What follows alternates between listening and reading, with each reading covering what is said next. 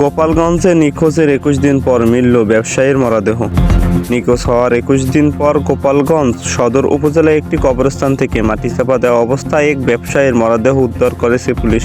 শনিবার সন্ধ্যায় উপজেলার খাগড়াইল গ্রামের কবরস্থান থেকে মরদেহটি উদ্ধার করা হয়। এই তথ্য দিয়ে নিশ্চিত করেছেন গোপালগঞ্জ সদর থানার ভারপ্রাপ্ত কর্মকর্তা ওসি মোহাম্মদ শাহ আলম। নিহত মিজান মোল্লা, বয়স ৪৮, উপজেলা গোসর মাস্টারপাড়া গ্রামে হারেস মোল্লার ছেলে। তিনি মোবাইল ফোনের ব্যবসা করতেন। ওসি শাহ আলম আরও জানান, গত ৮ নভেম্বর মিজান মোল্লা নিখোঁজ হন। ১০ নভেম্বর তার স্ত্রী থানায় এসে প্রথমে অভিযোগ করেন। ঘটনাটি অপহরণ নিশ্চিত হওয়ায় ১৫ নভেম্বর গোপালগঞ্জ সদর থানায় নিয়মিত মামলা রেকর্ড করা হয়। মামলায় ৫ জনকে আসামি করা হয়েছে।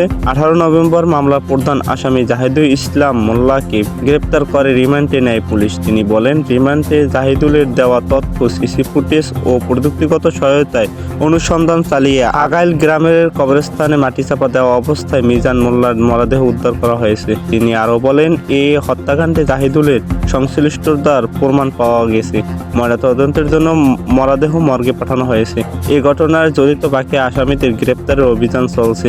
নিহতের স্ত্রী জামিলা ইসলাম বলেন, আমার স্বামী ও জাহিদ একসঙ্গে মোবাইল ফোনের ব্যবসা করতেন। তাদের মধ্যে প্রায় ২০ লাখ টাকা লেনদেন ছিল। কিছুদিন আগে আমি জানতে পারি জাহিদ আমার স্বামীকে না জানিয়ে দোকান বিক্রি করে দিয়েছেন এবং পাওনা টাকা ফেরত দিচ্ছে না। পরে জাহিদ জানান, খাগাইল গ্রামে তার জমি আছে, সেগুলো বিক্রি করে টাকা শোধ করবেন।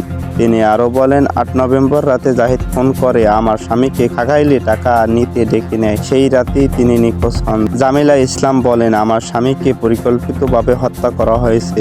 এখন আমার একটাই চাওয়া, মামলার বাকি আসামিদের দ্রুত গ্রেপ্তার করে যেন এই হত্যার ন্যায় বিচার নিশ্চিত করা হয়।